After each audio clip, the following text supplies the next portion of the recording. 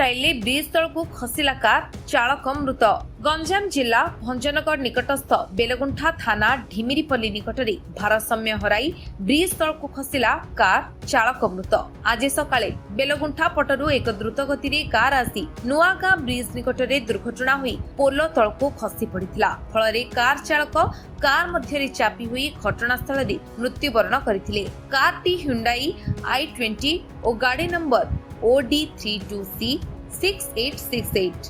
सूचना जोग्य जे मृतक जनक नाम सुनील महांती और घर भंजनगर LIC कॉलोनी रे। से कौनसी कार्य रे बाहर को जाइथिले किंतु कौनसी यांत्रिक त्रुटि किंबा आखि लागि जाइथिबा हेतु दुर्घटनाटी घटिथिबा अनुमान करा जाउची। दुर्घटना सूचना पाई अग्निशम कर्मचारी आसी चालक को उद्धार करथिले और परे शव व्यवच्छेद पाई भंजनगर डाक्तरखाना को पठा जाइथिला। मिलिथिबा सूचना अनुसार गाड़ी रे अन्य कोनोसी व्यक्ति बसी नथिले।